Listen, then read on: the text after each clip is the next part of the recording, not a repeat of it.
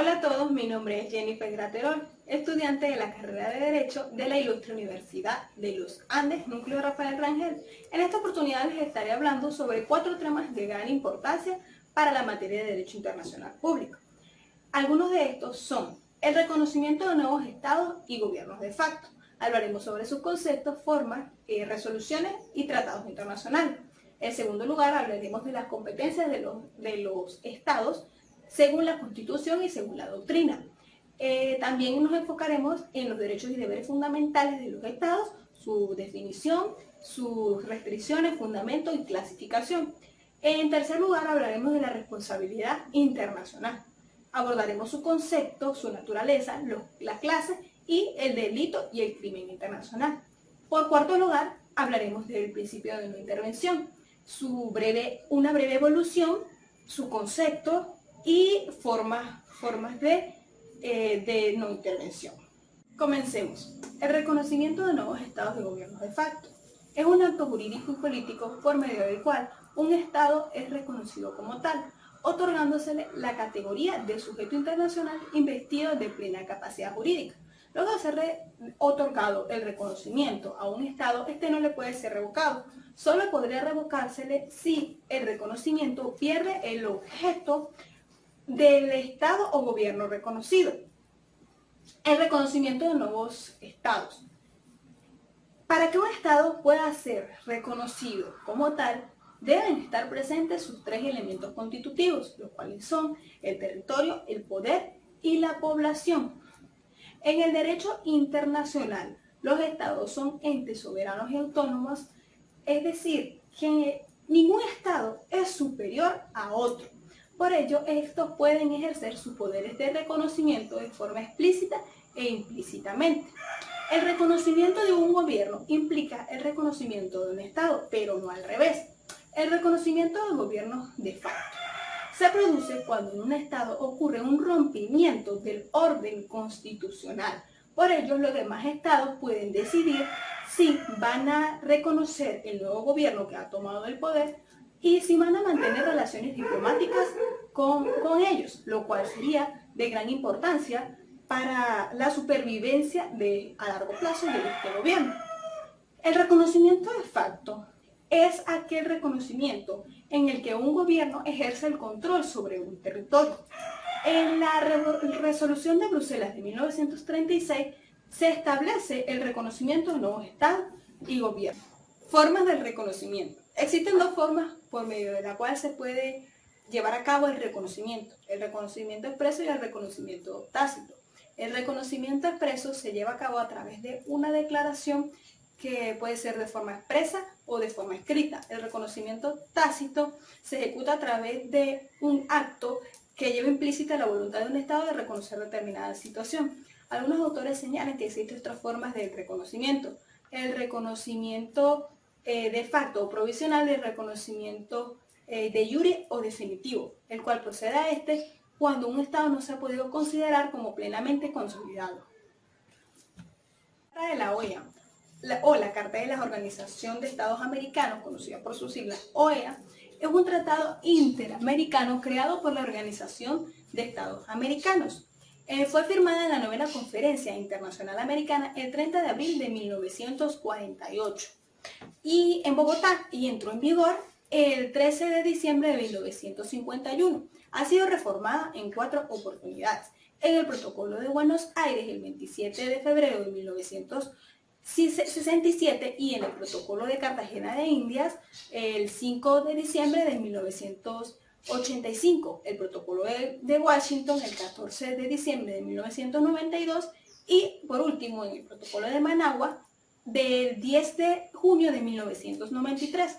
El artículo número 20 de la Carta de la OEA establece que los estados no pueden imponer medidas coercitivas de carácter político y económico para presionar a los estados y así obtener cualquier ventaja sobre ellos. La resolución 2625 de la Asamblea General de las Naciones Unidas tenía por objetivo codificar e impulsar la efectividad de los principios que guiaban las relaciones amistosas y la cooperación entre los estados miembros. fue establecida el 24 de octubre de 1970 y contenía las declaraciones relativas a los principios de derecho internacional. La doctrina sobre el reconocimiento de gobiernos de facto.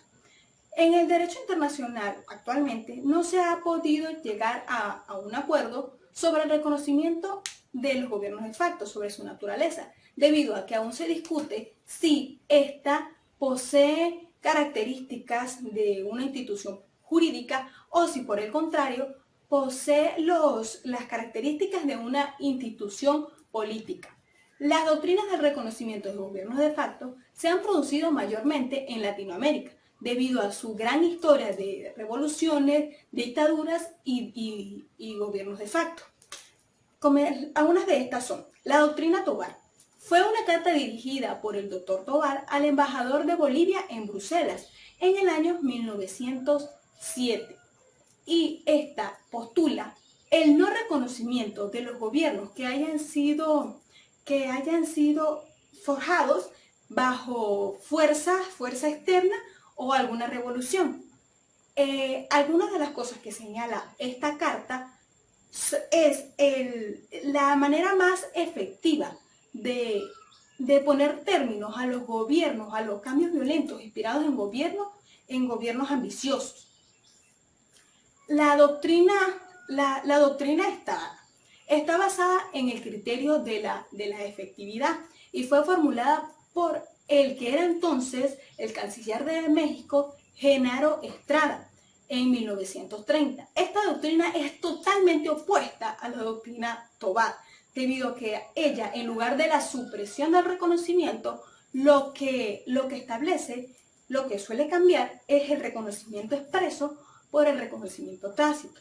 La doctrina Stinson era una nota dirigida por el secretario de Estado norteamericano Henry Stinson en el 7 de enero de 1932 a los gobiernos de China y Japón. El origen de esta carta fue un conflicto chino-japonés que comenzó en septiembre de 1931, incidente ocasionado por Japón por una guerra de conquista en contra de China.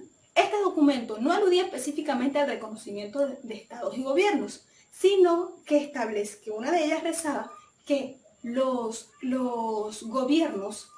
gobierno de Estados Unidos no reconocería ninguna situación, ningún tratado, ningún acuerdo que fuese en medidas contrarias del Pacto de París del 27 de agosto. La doctrina Wilson fue desarrollada por Woodrow Wilson. Y esta posee los mismos principios de la doctrina Tobar y estaba contenida en una declaración establecida el 11 de marzo de 1913, la cual establecía que los gobiernos de origen latinoamericano revolucionarios no podrían gozar del favor del gobierno de Washington y no serían reconocidos por ello. La doctrina Larreta fue formulada por el doctor Eduardo Rodríguez Larreta y propuso una intervención a los gobiernos surgidos de revoluciones, y otra propuesta fue la de salvaguardar el principio de libertad de cualquier república americana. La doctrina Betancourt fue establecida el 13 de febrero de 1959 en el primer mensaje presidencial al Congreso Nacional, y fue una doctrina de política exterior establecida por el presidente de Venezuela, Rómulo Betancourt, el cual establecía la ruptura de las relaciones diplomáticas a los gobiernos que fuesen de origen dictatoriales, que no fuesen democráticos. La Carta Democrática Interamericana y la defensa del sistema democrático fue adoptada el 11 de septiembre de 2001 en Lima. Esta carta fue un mandato de la Tercera Cumbre de las Américas, quienes encomendaron a los ministros de Relaciones Exteriores a que preparasen una carta que reforzase los instrumentos de la OEA para la defensa directa de la democracia representativa. Esta carta era considerada como un instrumento interamericano muy completo y que el objetivo de ella era proteger los derechos que tienen todos los pueblos a vivir en democracia y las obligaciones que tienen los estados a que esta democracia se ejecute de una forma cabal, así como lo establece el artículo 1 de esta carta.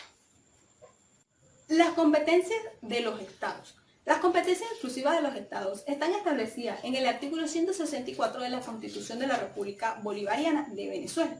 Algunas de estas son: dictar su constitución para organizar los poderes públicos, la administración de sus bienes y la inversión y administración de sus recursos, la organización de la policía y la determinación de este servicio, de los ramos de este servicio, la creación, recaudación, administración y control de los ramos del papel sellado y los timbres y estampillas, la administración, conservación y aprovechamiento de las carreteras, autopistas y los puertos y aeropuertos comerciales, y todo lo que no corresponda con esta Constitución a las competencias nacionales y municipales.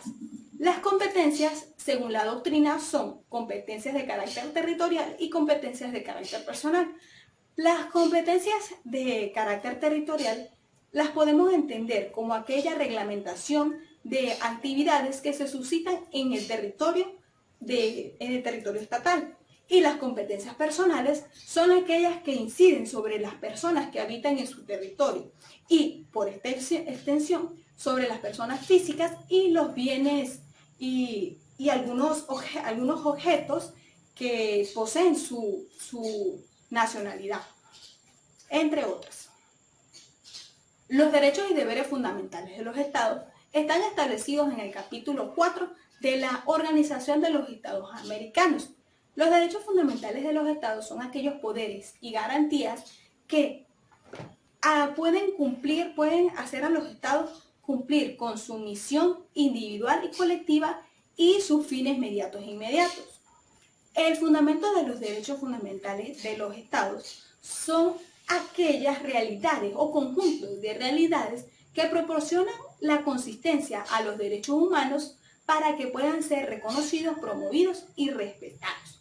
Según Hugo Llanos Manzanilla, miembro de la Corte Permanente de Arbitraje Internacional de La Haya, su fundamento radica en que los estados, al igual que los individuos, poseen derechos derechos naturales por el simple hecho de existir y anteriores al derecho positivo. La clasificación de los derechos fundamentales de los estados según autores. Los derechos fundamentales han sido objeto de diversas clasificaciones. Algunas de estas son, según Bettel, se clasifican en perfectos e imperfectos y según otros autores como Wolf, se clasifican en principales y secundarios. Por su función, la doctrina los clasifica en derechos civiles, políticos y sociales. Los derechos civiles son conocidos también como derechos de libertad y son aquellos que garantizan un determinado ámbito de actuación al hombre. Pero a los estados les está prohibido intervenir en ellos. Estos derechos afectan directamente a la persona. Algunos de ellos son los derechos de libertad, los derechos a la vida, el derecho de propiedad, el derecho a la dignidad, entre otros. Los derechos políticos son conocidos como derechos de participación y son aquellos que garantizan a los ciudadanos la participación y acceso a la justicia, como el derecho al sufragio, el derecho a la participación en el gobierno, el derecho al acceso a la justicia, entre otros. Y por último, los derechos sociales, que son conocidos como derechos de prestación. Son aquellos que hablan de cuestiones tan básicas para la dignidad humana, como el derecho a la seguridad social, el derecho a la educación y el derecho al trabajo. Las restricciones de los derechos fundamentales. Los derechos fundamentales no tienen un alcance absoluto. Por ello están sujetos a limitaciones. Las limitaciones son aquellas restricciones al ejercicio de un derecho, de un determinado derecho básico. Se clasifican según diferentes criterios. Uno de estos son según las circunstancias que los opere. Se clasifican en ordinarias y extraordinarias. Las ordinarias son aquellas que operan siempre y que afectan el ejercicio de un derecho. Representan la regla general y se aplican en todo momento. Las extraordinarias son aquellas también conocidas como excepcionales y se ejecutan o se producen solo durante emergencias social o institucional y que han dado curso a la declaración de estados de excepción constitucional.